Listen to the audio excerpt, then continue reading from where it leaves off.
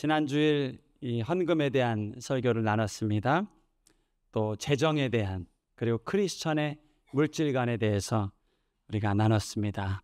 세 가지를 우리가 살펴봤습니다. 첫 번째, 하나님께 헌금 생활하는 그리스도인들이 되라.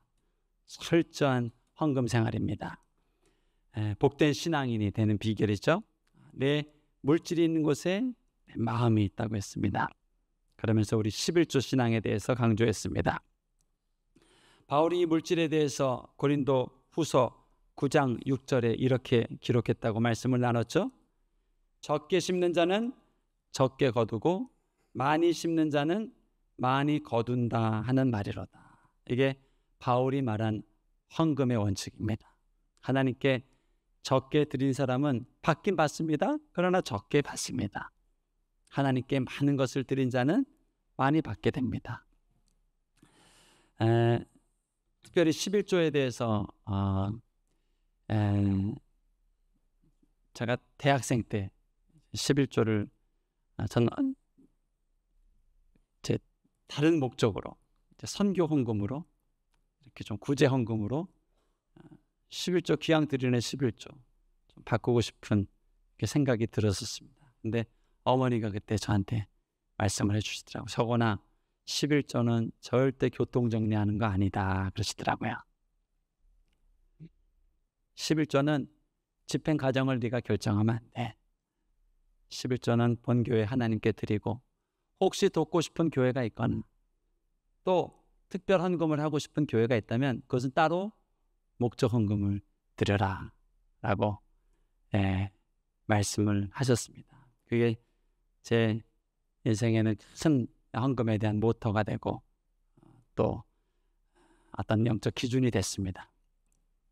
아마 혹 이 11조를 하나님께 드리다가 작은 미자리 교회를 돕거나 또 다른 선교 헌금으로 이렇게 드리는 분도 아마 계실 것 같아요. 당장 바꾸기는 어렵습니다. 왜냐하면 지금 당장 그 미자리 교회에서 내 11조를 본교회 하면 엄청 어려워지거든요. 그렇지만 오늘부터 기도를 시작하십시오. 하나님, 내 11조는 하나님 본교회에 드리고 더 그 교회, 그 목사님, 그 이웃들, 그 선교지 후원할 수 있는 재정적 축복을 허락해 주십시오. 뭐 기도하다 보면 나의 11조가 하나님 앞에 투명하게 드려질 거예요. 여러분, 그런 축복이 여러분한테 있기를 바랍니다. 두 번째, 교회는 성도들의 귀한 헌금을 잘 집행해야 된다. 내 돈은 함부로 써도 됩니다. 기분 내키는 대로 써도 됩니다. 그러나 성도들의 헌금은 한 번 더 고민하고 한 번 더 기도하고 그리고 집행해야 되는 것입니다. 세 번째, 우리 교회보다는 이웃 교회를 돕는 데 써라. 이게 고린도후서 8장 9장의 지침입니다. 너의 모아진 헌금 고린도 교회를 위해 쓰지 말고 이웃 교회를 위해서 써라. 우리 교회도 바꾸고 또 써야 될 돈이 많이 있죠. 각 부서별, 또 기관별, 주차장도 구입해야 되고요. 또 방송 기자재도, 찬양대도 마이크가 노후돼서 바꿔야 되고요. 최근에는 한 10일 정도 비가 오니까 이 벽을 타고 누수가 있어서 얼마 전에 도배한 사무실이 다시 또 물이 좀 샜습니다. 참 이 집행할 때가 많지만 그래도 우리 교회 물건 사거나 집행하기 전에 한 번 더 훈련을 하는 거예요. 다른 교회도 도움이 필요한 게 없는지, 이건 다른 교회도 필요하지 않을까, 이걸 자꾸 고민하고 자꾸 생각하면서 나보다는 이웃을 섬기는 교회가 돼야 되는 거예요. 이게 바울이 말한 교회, 그리스도인의 재정 사용의 원칙입니다. 저는 우리 교회가 또 여러분이 삶 가운데 이 분명한 재정 사용 원칙이 아주 확실하게 자리매김하기를 축복합니다. 그때 우리는 승리하는 하나님의 사람들이 되는 거예요. 지난주 기간 모임별 나눔을 몇몇 기관들 소식을 들어보니 참 은혜가 많았다는 간증을 들었습니다. 헌금에 대해서 또 물질 사용에 대해서 주님이 주셨던 간증들을 나누면서 참 많은 은혜가 있었다고 들었습니다. 저는 이번 기회에 우리 그리스도인들의 이 물질관, 재정관이 하나님 우선순위로 분명하게 삶 가운데 자리매김할 수 있기를 축복합니다. 돈 때문에 하나님 잃어버리는 일 없기를 주님의 이름으로 축복합니다. 사실 가난이 우리를 넘어뜨리는 것이 아니죠.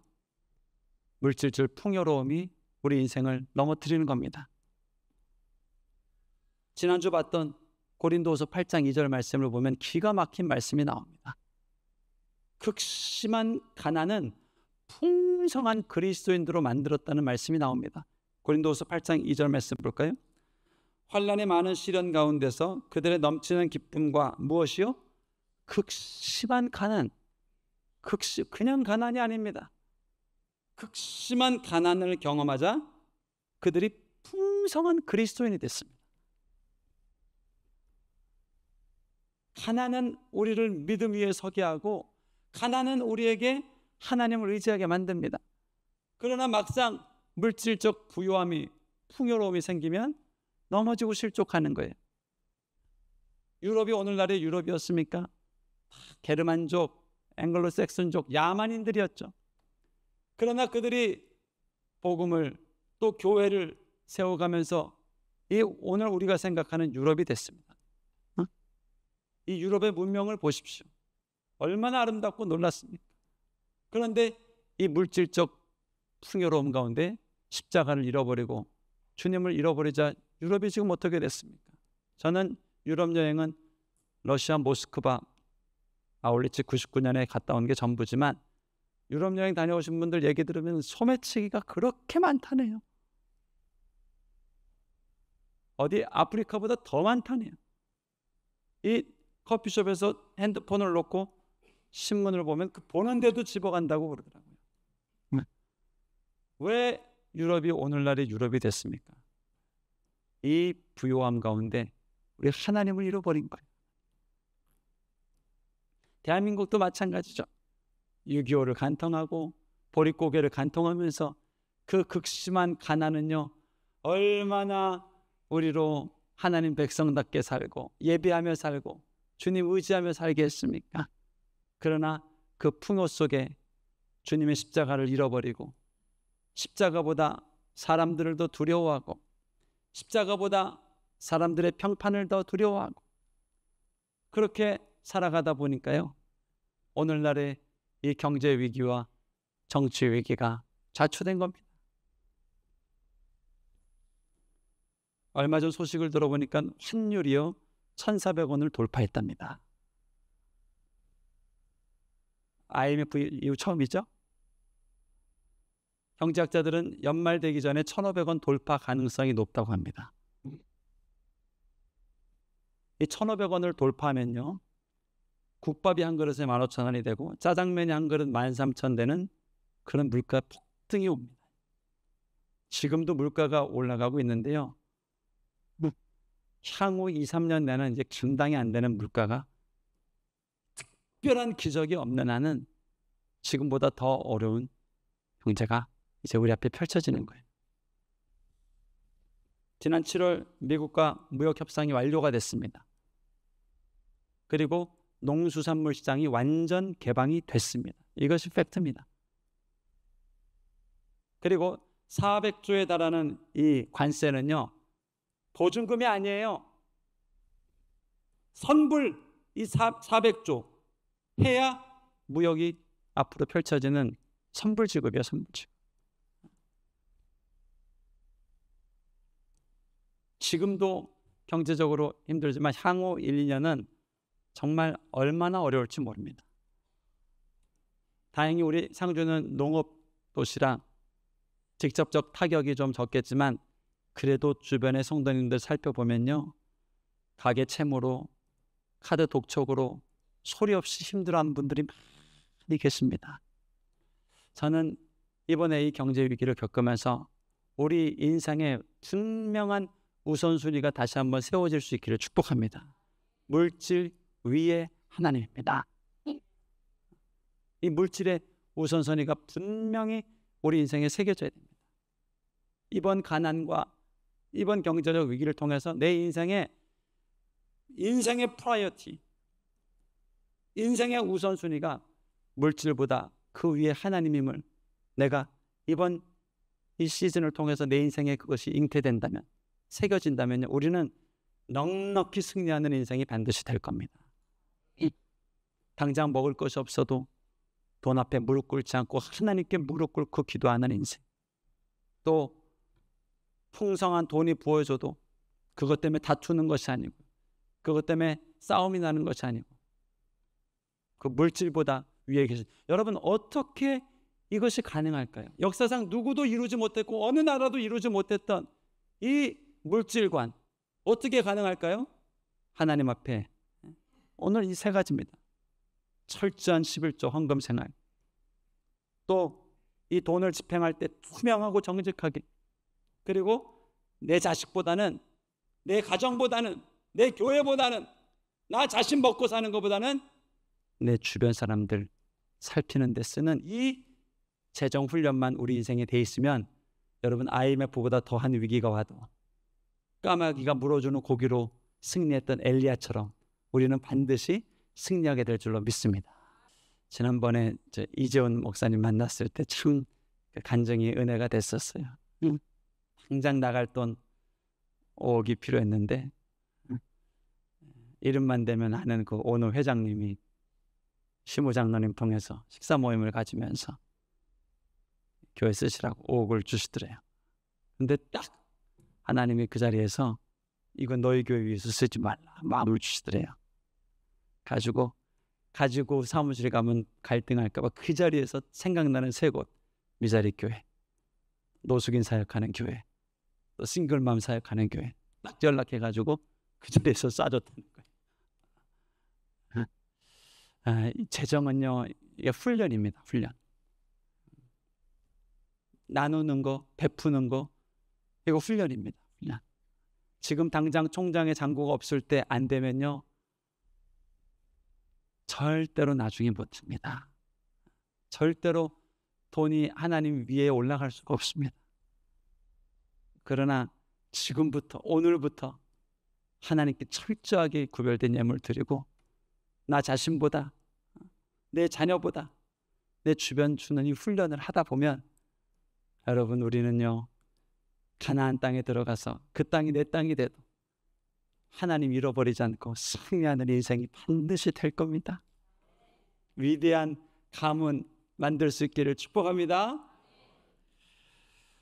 오늘은요, 인생에 닥쳐오는 여러 가지 싸움에 대해서 어떻게 이 싸움을 싸워내야 될지, 바울이 인생살이 싸움의 기술에 대해서 알려줍니다. 여러분, 인생에 싸움이 많습니까? 없습니까? 인생은 전쟁의 연속입니다. 전쟁. 이 문제 해결되면 다음 문제가 기다리고 있고요. 이 문제 해결되면 또 다음 문제가 기다리고 있고, 끊임없이 우리를 힘들게 하는 몇 개 안 됩니다. 재정적 문제, 관계 문제, 건강 문제, 대표적인 문제죠.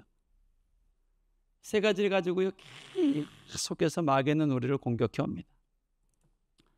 어떻게 싸워야 될까? 인생에 이런 싸움이 생겼을 때 어떻게 싸워야 될까? 세상은요, 세 가지 방법을 말합니다. 첫 번째, 좀 피해라. 싸우지 말고 피해라. 예, 그것도 답이 될 수 있습니다. 그러나 여러분, 부부간의 다툼 피한다고 해결이 되던가요? 남북 간의 다툼 이 피한다고 해결이 되나요? 미국과의 무역 갈등 이거 피한다고 해결이 되나요? 아니요. 피한다고 해결되지 않는 문제들이 훨씬 많습니다. 어떻게 해야 됩니까? 또 한 가지 방법, 쳐줘라. 그것도 참 축복의 방법입니다. 그러나 여러분, 영적 전쟁에서 우리가 질 수 있습니까? 마귀와의 싸움에서 질 수 있습니까? 대한민국 헌법을 지키는 문제 우리가 질 수 있습니까? 어둠과의 싸움, 공산주의와 싸움 우리가 질 수 있습니까? 질 수 없어요. 또 한 가지 세상에서 말합니다. 힘을 키워서 싸워라. 힘을 키워서 싸워라. 힘을 키워서 싸워라. 통장 잔고를 좀 만들어놔서 무시받지 않도록 힘을 키워서 싸워라. 이 또한 하나님의 방법이 아닙니다. 여러분, 절대 아닙니다. 내 힘을 키워서 싸우는 거, 이거 방법이 아닙니다.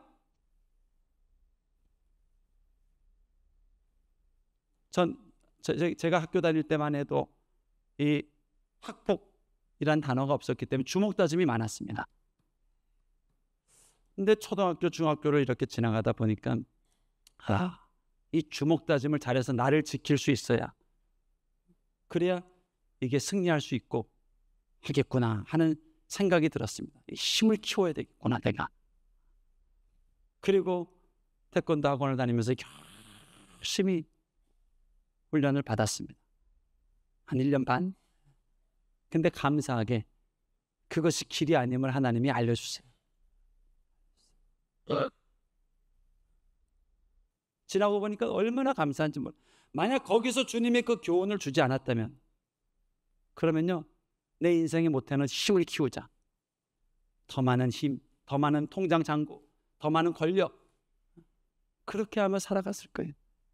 그러나 주님은 말씀하십니다. 절대로 그것은 승리의 길이 아니다. 여러분, 승리의 길이 아닙니다. 승리의 길이 아니에요. 그러면 성경이 말하는, 바울이 말하는 이 승리의 길은 무엇인가? 바로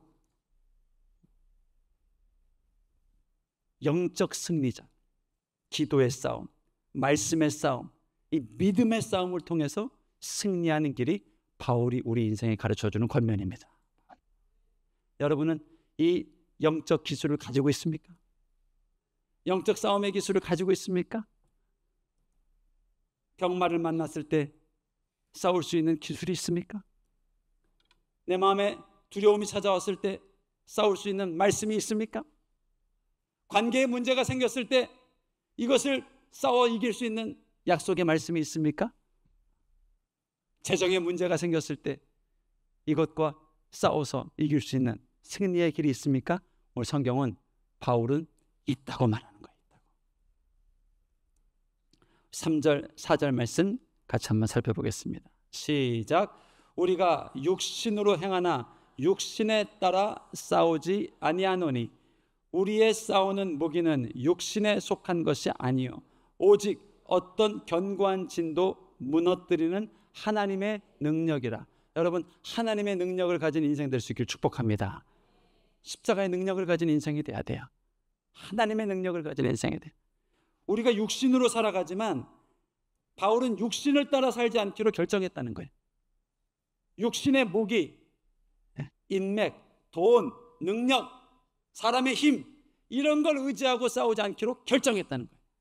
그리고 그는 하나님의 능력, 십자가의 능력, 그 능력을 통해서 싸우기로 결단했다는 거예요. 그리고 그를 통해서 하나님이 승리를 주셨다는 거예요. 저는 여러분에게 이 영적 승리의 기술, 능력이 여러분 삶 가운데 있기를 축복합니다. 누구를 만나건, 어떤 문제를 만나건, 어디에 서 있건 승리할 수 있는 일체의 비결입니다. 바울의 인생을 살펴보면요, 3가지 공격이 있었습니다. 첫 번째, 정체성에 대한 공격입니다. 네가 무슨 사도냐 이거예요. 12 제자의 부름도 못 받았으면서 네가 무슨 사도냐 이거예요. 계속 이 꼬리표처럼 달아다니는 거예요. 제가 바울을 보면서 참 하나님께 감사합니다. 저는 담임 목사로 청빙이 됐고 노예 보고가 다 됐습니다. 우리 장로님들은 교회에서 임직을 받았고 노예 다 소속 장로님이 되셨습니다. 권사님들 마찬가지죠. 우리는 직분을 받았단 말이에요. 근데 바울은요, 뭐 교회에서 사도라고 정해준 것도 아니에요. 누가 이렇게 지명해 준 것도 아니에요. 그저 그의 기도 가운데 하나님이 그를 사도로 불러주신 거예요. 물론 바울을 경험한 사람들은 사도 맞다. 아니, 사도보다 더 위대하다.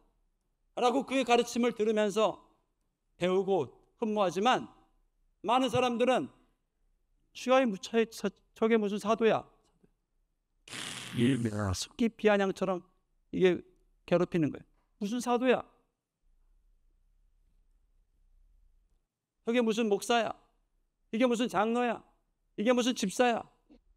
여러분 계속 꼬리표처럼 나를 괴롭히고 힘들게 한다면 얼마나 괴롭겠습니까?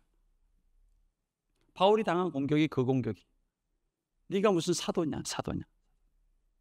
두 번째, 이건 당해서는 안 되는 공격인데 이 공격도 당했습니다. 외모를 통한 공격입니다. 왜소하고 볼품없는 외모.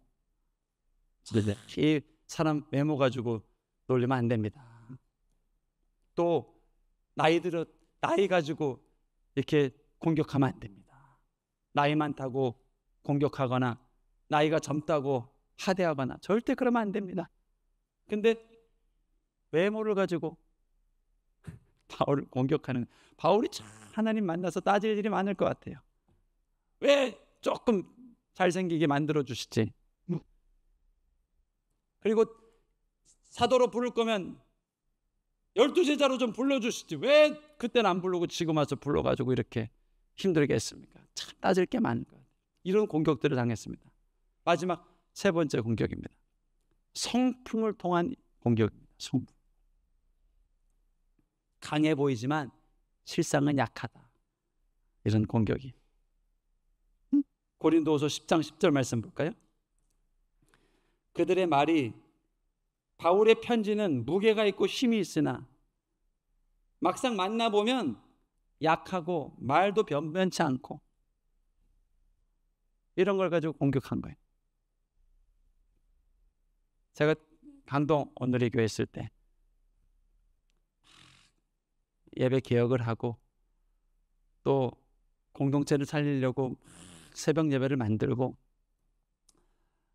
또 이렇게 하다 보니까 우리 좀 저항하는 청년들이 있었어요. 가지고 한 15명이 모여가지고 이제 성토대회가 한번 열린 거예요. 근데 저도 저를 알지만 이렇게 강하게 막 하고 가는 것 같지만 속은 또 두려움이 많고 또 연약함이 많고, 그렇지만 또 하나님 주신 말씀이니까 어떤 때는 기관차처럼 막 끌고 가고, 그렇지만 그게 내 모습은 아니거든요. 막 끌고 가는 게 내 성향은 아닙니다. 그러면서 하고 있는데 이제 그 회의에서 그런 성토대회가 열렸는데 뭐 이렇게 얘기 나누다가 한 청년이, 목사님 뭐 카리스마틱하게 하는 것 같지만 실상은 엄청 겁도 많으시고 그런데 뭐 딱 이 얘기를 한마디 했어요. 근데 그 내색은 안 했지만 제가 그 자리에서 그냥 그 영혼이 가출해 버렸습니다. 들킨 것 같고 내 모습을 그냥 창피하고 그리고 그 한 6개월간 그 마음으로 이렇게 힘들어서 형제만 보이면 이렇게 피해서 가고 했던 기억이 납니다. 바울을 향해서 그러는 거예요. 굉장히 믿음 좋고 힘이 있고 그래 보이지만 막상 만나보면 말을 못하는 거예요. 바울이 막 엄청나게 폭주 기관차 같지만요, 막상 만나보면 막 쭈삣쭈삣거리고. 그러니까 이걸 보고 이제 사람들이, 그 사람은 맨날 편지 쓸 때만 막 하고 막상 만나보면은 뭐 할 말도 제대로 못하고. 그러니까 막 바울을 지지하는 사람들도 이거 왜 이러지 이거?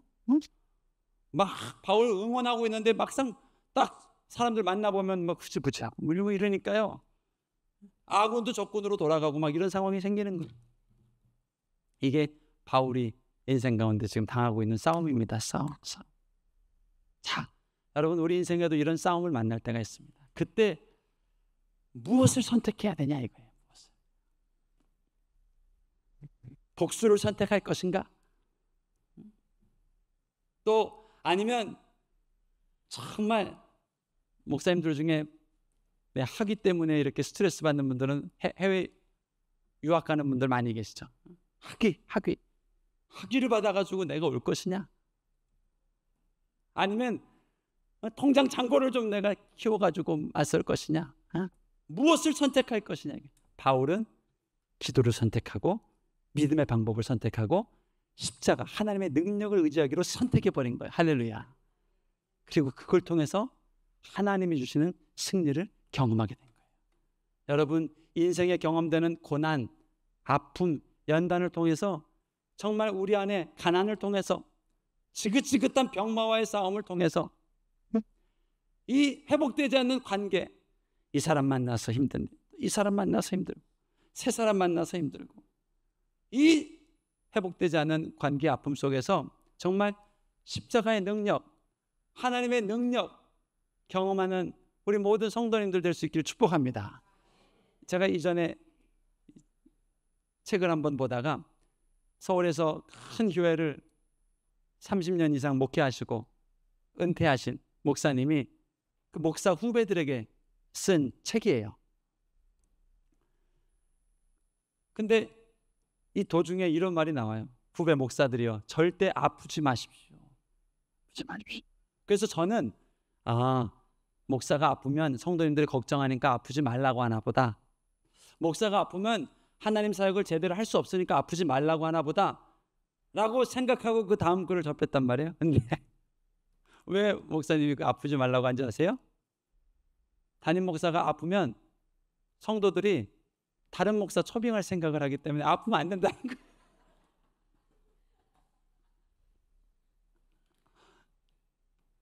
한 달 아프면 교회가 걱정합니다. 2달 아프면 책상 뺄 생각을 합니다. 1년 지나가면 다음 목사 청빙할 생각을 합니다. 그렇기 때문에 아프지 마세요 라고 그대로 그 책을 제가 안 읽었습니다. 더 봐서는 안 되겠구나. 물론 농담 반 진담 반으로 말씀하신 거겠지만 이 어떤 경우는요, 아픔을 통해서 세상의 기술이 생기는 경우가 참 많습니다.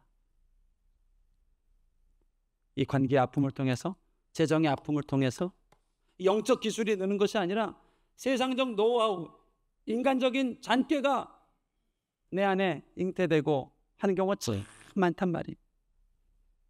그러나 그 길을 가서는 안 된다는 거예요. 안 된다는 거예요.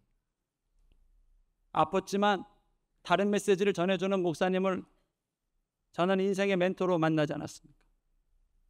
평생 간암과 투병하고 7번이나 간암 수술을 하고 일주일에 3번 신장 투석을 했지만 그분의 메시지는 뭐예요?